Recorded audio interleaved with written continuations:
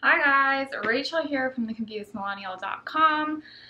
I am basically 40 weeks pregnant officially tomorrow, and just like the baby, I'm really last minute, so I am just now getting my hospital bag together. I'm gonna put this shirt on though, because obviously my stomach's really big, but once I put this shirt on, my stomach's like basically gonna disappear.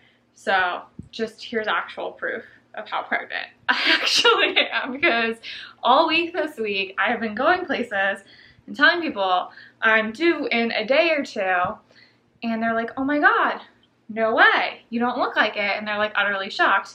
And I guess when I wear clothes, it doesn't look like I'm due in a day. So here we are. I'm gonna go take you guys through what I'm packing in my hospital bag. Sorry, our bedroom is kind of a mess behind my, within the same week of us having a baby, we also decided to buy a house. So we're packing, and I have like 5 million pillows behind me, and they're all just kind of stuffed on our bed because I'm pregnant and I sleep with like 14 different pillows at night. So there's that. But today we're talking all about what I'm packing in my hospital bag. I actually originally packed a small suitcase, and just at the last minute decided to switch it to a larger suitcase so that I could pack my pillow and blanket in there with ease. This is my husband's bag, and that way we're not juggling even more stuff up, because we are packing also one of those big birthing balls, yoga balls, whatever you want to call them. So obviously our hands are going to be full with that, and then yeah, so I just wanted one giant bag that with wheels, make it as simple as possible. I know some people really like duffel bags. I just wanted as much stuff in one bag so our hands could be free. So with that said, let me go through what we are packing. Number one is baby's clothes. So I got this sweet little bag from June and January, which is fun because baby's coming in January. And inside of it, I have a cute swaddle for photos. I have a kimono onesie. This is probably going to be too big, but I'm packing it just in case. She's on the bigger end because I was and Eric was as well. A couple little hats, and then mostly just a lot of gowns for her. I hear these work really well. Doctors tend to love them because there's no buttons when they're coming in to do checks on her.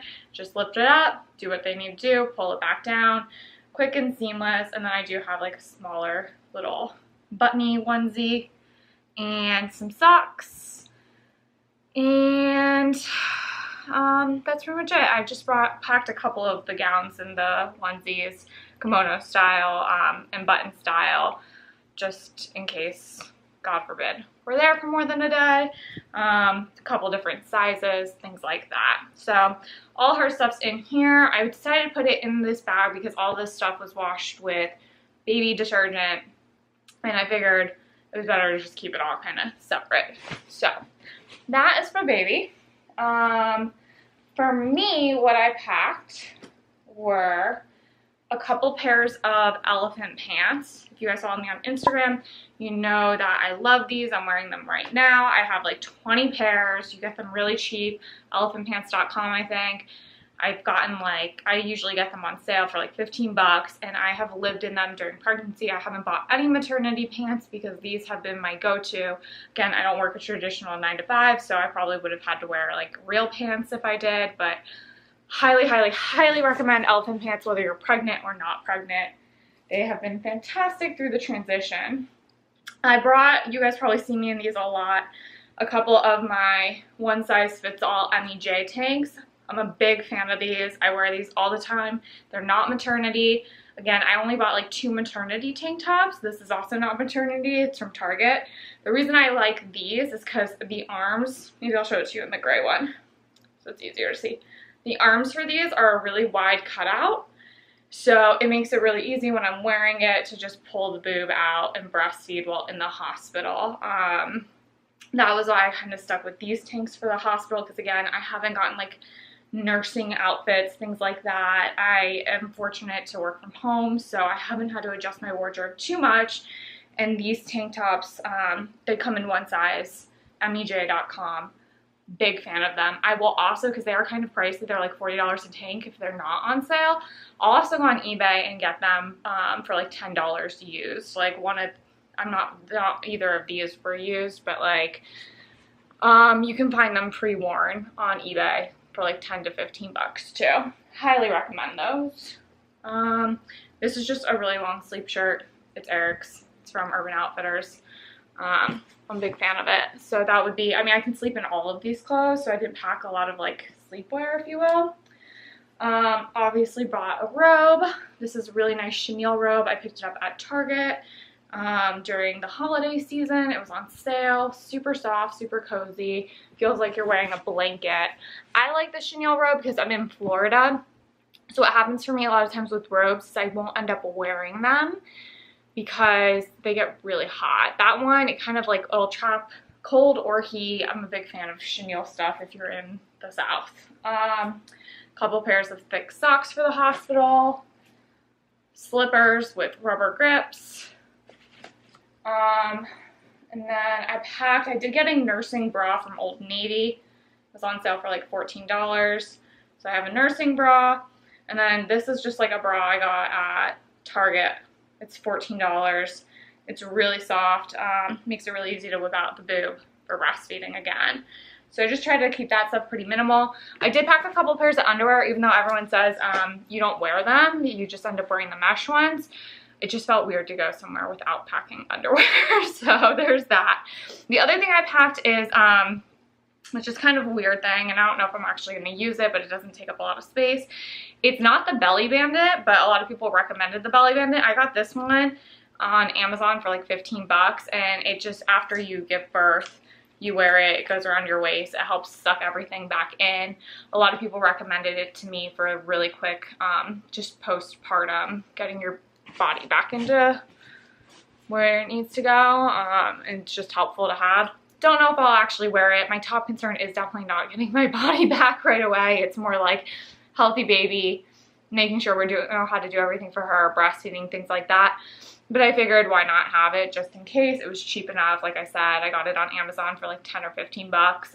The Belly Bandit, which is the one that like is more name brand, didn't get as good of reviews as this one, and it was like 4 times the cost as this one. The next thing I packed, we have my favorite Lolita Skin Food Body Butter. I talk about this on my Instagram feed a lot. Hospitals are really dry. I wanted to pack this just to make sure that my body was moisturized in the hospital, especially with all the changes it's going through. Inside this little glass jar is some coconut oil. So I was told by one of our doulas that it was good to pack some coconut oil for the baby because their first poop is called like meconium or something. I don't know the exact name, but it's really thick, like tar-like substance. And apparently coconut oil works really well for getting it off them because otherwise it can kind of get stuck. We don't plan on washing the baby in the hospital or even necessarily the first week because the stuff that the waxy goat cheesy type stuff that the baby comes out with is really good for them, helps them regulate temperature, keeps all the good stuff in. So this way the baby can like get stuff off of her very easily. If she gets any of the poop substance on her, we can get it off with ease. But we also don't have to like rush to like scrub her with super harsh hospital soap, which leads me to, if I do change my mind, because I'm known to do that, I brought a little travel size of the Honest Shampoo body wash for the baby. I don't know if you guys can even see that. I don't know how to get things to focus because I'm not a good YouTuber, but trust me, it's the Honest Shampoo and body wash for babies. I got it in like registering for Target, I think, something like that.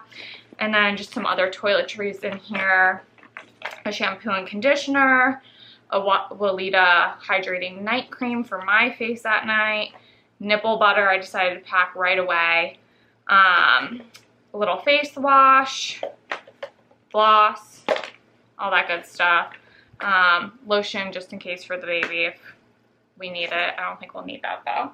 The other thing I was told, oh, and I brought chapstick.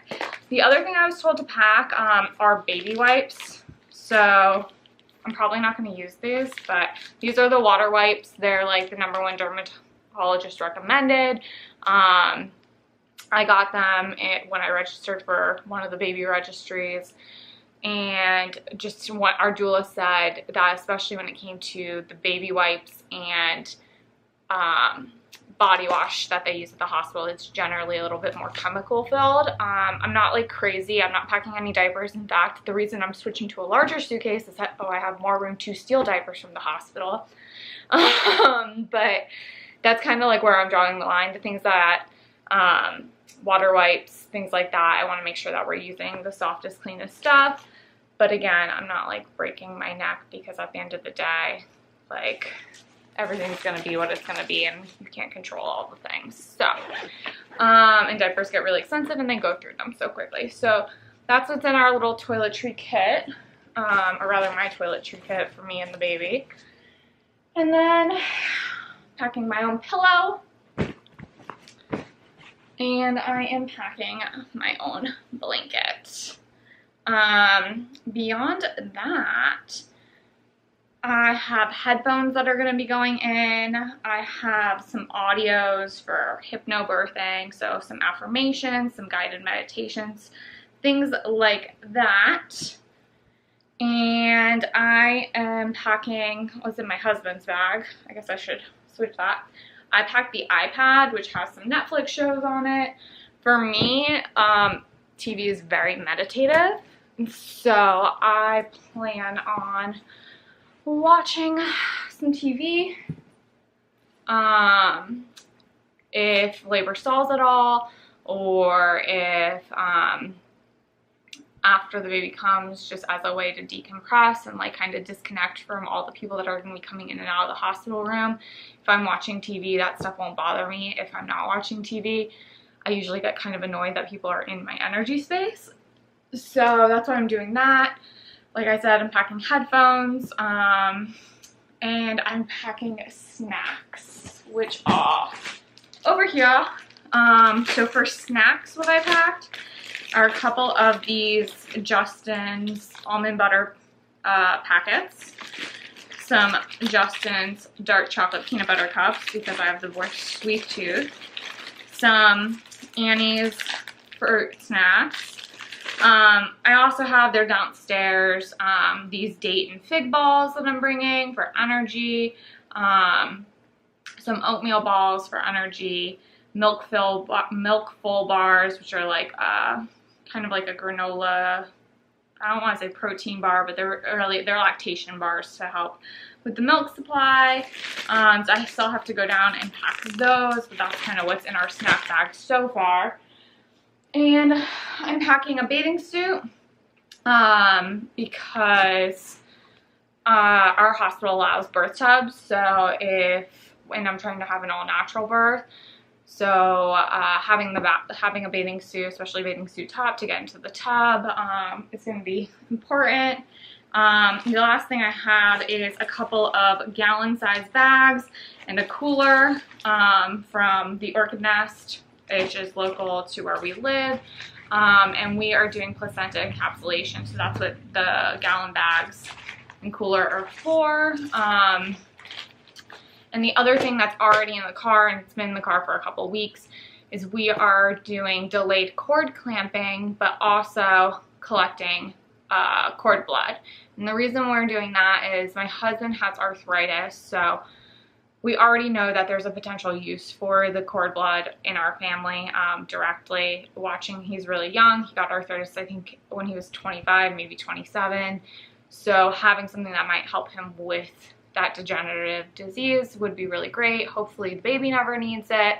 But that is why we are doing a hybrid of delayed cord clamping, so she can get as much of the good stuff as possible, while also making sure that the future of our family is as taken care of as possible. So I know that's kind of a controversial topic. Some people feel like you should let the umbilical cord go totally white before clamping and cutting, but we have a use, and for a lot of years everyone lamp the cord right away, and the babies didn't get that good stuff, so we figure this is a good hybrid of both worlds.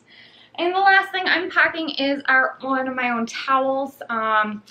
It's really big. Hospital towels can be really small and scratchy and itchy, so I'm packing one of my own. Just lots of comfort, you know? You're going through a big change. So I'm probably definitely overpacking, but like I said, I would rather have the comforts of home. I'm a sun sign Cancer. I like to be very homey. I like to be very cozy. I'm not a fan of hospitals. We almost did a home birth because I have such a strong distaste for hospitals. I do feel really good about the hospital we chose. We went through a lot of research to get there, but I want to make sure that I am as comfortable and feel as homey as possible. So there you have it. That is what is in my hospital bag. I will let you guys know what I actually use. And if you have any questions, feel free to hit me up on Instagram at @theconfusedmillennial. I might be a little delayed because hopefully she'll be coming out very soon. Granted, I have no idea. I may end up posting this video after she's already here. So we'll see what ends up happening. Until next time, talk to you guys soon.